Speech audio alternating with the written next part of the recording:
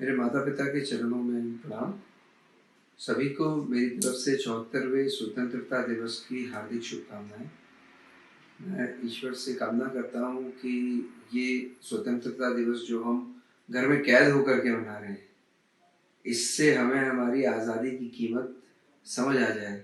जैसे ही हम जितने फ्री, जितने आज़ाद हुआ करते थे और हम स्वतंत्रता दिवस मना करके उस आज़ादी की कीमत नहीं समझते थे। मैं उम्मीद करता हूँ कि तकरीबन हर व्यक्ति लॉकडाउन की वजह से घर में कैद रहा या है आज तक। कम से कम मेरे प्यारे बच्चे जो मेरे स्कूल के स्टूडेंट्स हैं वो तो लॉकडाउन के अंदर घर में कैद ही हैं। तो उन बच्चों को कैसा लग रहा है लॉकडाउन में इंडिपेंडेंस डे का सेलिब्रेशन, ये मेरा सवाल है उनसे। पर हाँ, घबराने की कोई बात नहीं है। ये वो समय है, ये वो समय आप लोगों को मिला है कि जो काम आप ज़िंदगी में कभी करना चाहते थे, जिसके लिए आपके पास समय नहीं था, या बच्चे जो करना चाहते थे और उनके पास समय नहीं था, माँ बाप जो करना चाहते थे उनके पास समय नहीं था अपने बच्चों के लिए, तो एक दूसरे के लिए वो कुछ कर लेने का समय है जो आप जब भी सोच थी आपकी कि मैं ये काम करूँगा, पर आपके पास समय नहीं था।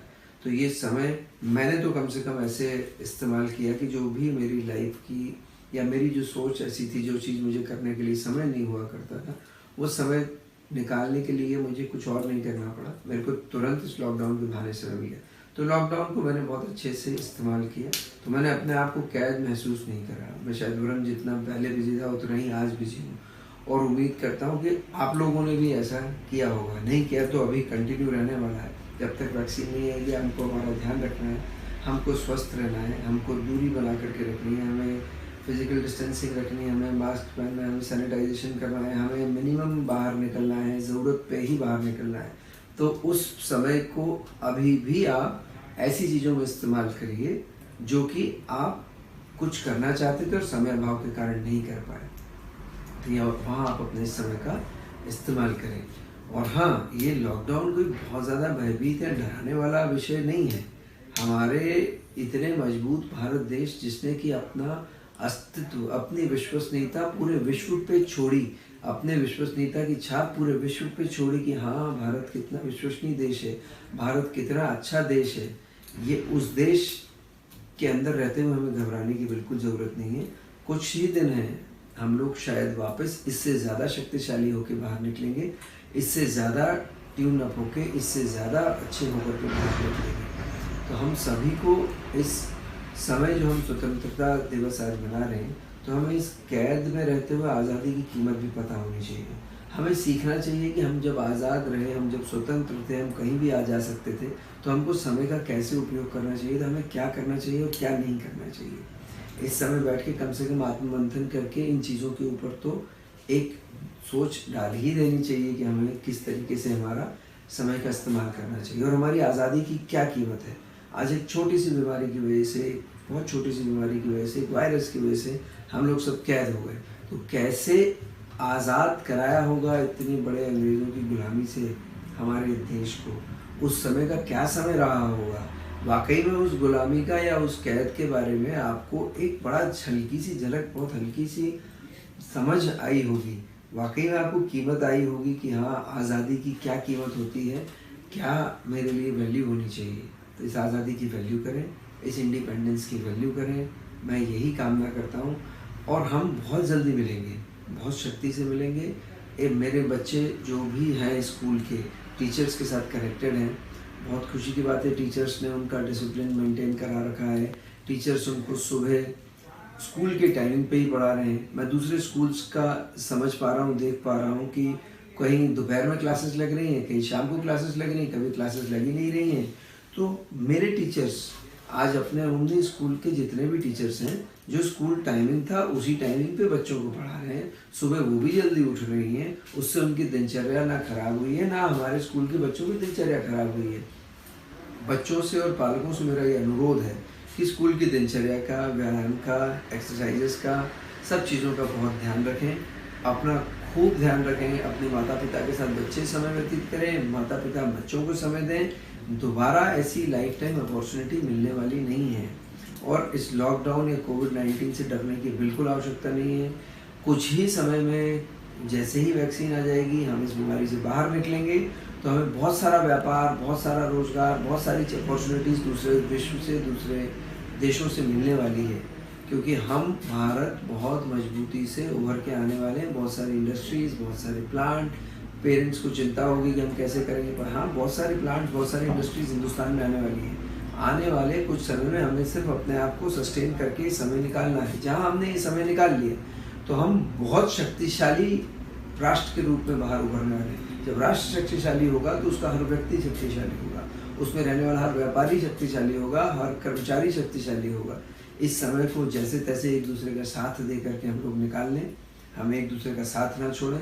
मैं बहुत खुश हूँ, बहुत प्रसन्न हूँ कि मेरे को जितने भी अन्य स्कूलों से समाचार पत्र के माध्यम से जो जो समस्याएं देखने सुनने को मिलती हैं दूसरे स्कूलों में, उस तरीके की कुछ भी समस्या का मुझे मेरे स्कूल में सामना नहीं करना पड़ता। मेरे इतने अच्छे पेरेंट्स हैं जिन्होंने मुझ पे, मेरे स्कूल पे, मैनेजमेंट पे, स्टाफ पे, टीचर्स पे इतना विश्वास रखा कि मेरे साथ कंधे से कंधा मिला के खड़े हैं। आज हर परिस्थिति में मेरे साथ है। मुझे बिल्कुल ऐसा नहीं लगा कि ये मेरे परिवार का हिस्सा नहीं है। अगर हम ये मान के चलें कि बाकी स्कूल कैंपसेस जितने भी मैं और चीज़ें समझता हूँ, बाजार में जो समस्याएं देख रहा हूँ, मेरे पेरेंट्स की तरफ से, मेरे बच्चों की तरफ से, मेरे टीचिंग स्टाफ की तरफ से, मेरे 4th क्लास एम्प्लॉयज़, दीदी, भैया, ड्राइवर, इन सब किसी की तरफ से भी वो चीज़ें, वो परेशानियाँ मुझे नहीं समझने को मिली। बहुत अच्छी टीम है हमारी।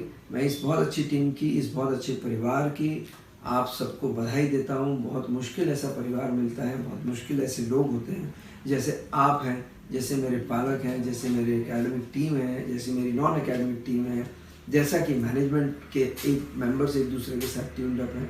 तो इस समय में, जब संकट के समय में, जहाँ परिवार के समय ही जब भी किसी पे संकट की घड़ी आती है, तो परिवार के लोग ही एक दूसरे के काम आते हैं। तो मैं देख पा रहा हूँ कि हम एक दूसरे के काम कैसे आ रहे हैं।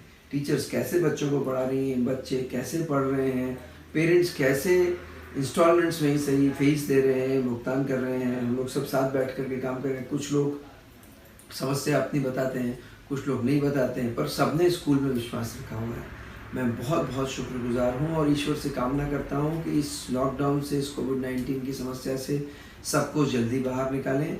कष्ट सिर्फ उन लोगों के लिए जिन लोगों ने अपने परिवार के जन खो दिए। ऐसे लोग जिनके परिवार में कोई क्षति हुई, मानव क्षति हुई, किसी के यहाँ कुछ कमी हुई, उन लोगों को वाकई में समस्या आई है इस समय में, उनके साथ हम पूरा परिवार, हमारा पूरा परिवार, हमारी पूरी उम्मीद की टीम साथ में है और हमारी सहानुभूति है। हम अगर उनके लिए कुछ कर पाएंगे या कुछ कर सकें, ऐसा हमारा ईश्वर से प्रयास है कि हम उनके साथ खड़े रहें। जो भी उनके कष्ट दिया है, जो समस्या दी है, ईश्वर उनको उस समस्या से निपटने की शक्ति दे और हम ऐसे ही एक दूसरे के साथ बने रहें, एक दूसरे के साथ रहें। इसी के साथ मैं अपनी वाणी को विराम देता हूँ। पिछले कुछ दिनों में हमने 2-3 त्यौहार निकाले हैं।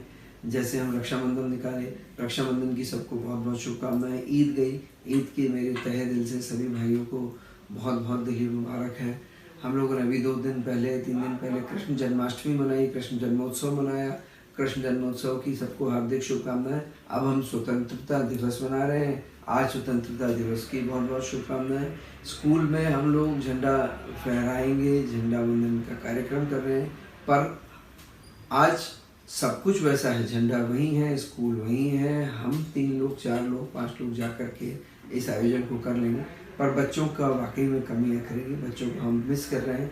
बच्चों का वो good morning, good evening, good afternoon प्यार से देखना, प्यार से मुस्कुराना, उनका चहचहाना, खिलखिलाना, मस्ती करना, चॉकलेट लाना जन्मदिन पे, ये चीज़ वाकई दिल में आज जा कर के ऐसी लगती है कि शायद हमारे पास वो सुख सुविधा आज नहीं हो पा रही है। बाकी सारा कैंपस में स्कूल आता हूँ तो ऐसा खाली खाली सा महसूस होता है कि बच्चों के बिना ये सूना सूना लगने लगता है। तो अब मैं ईश्वर से ये कामना करूँगा, ये प्रार्थना करूँगा कि बहुत जल्दी हम लोग सब मिलें, पुनः मिलें, सब सुरक्षित रहें, घर पे रहें, आवश्यकता हो तो ही निकलें। मैं वायदा करता हूँ कि जब भी स्कूल चालू करे जाएंगे, सब बच्चों का पूरा ध्यान रख करके जो भी SOPs बनेंगी एजुकेशन की, उससे एक कदम आगे ओमनी SOP बनाएगा अपनी और ध्यान रखेगा और बच्चों का ध्यान रखेगा। आपका मेरे में विश्वास, मेरे में आप में विश्वास, ये जीवित रहे, ऐसा मेरा प्रयास रहेगा। जय भारत, जय हिंद।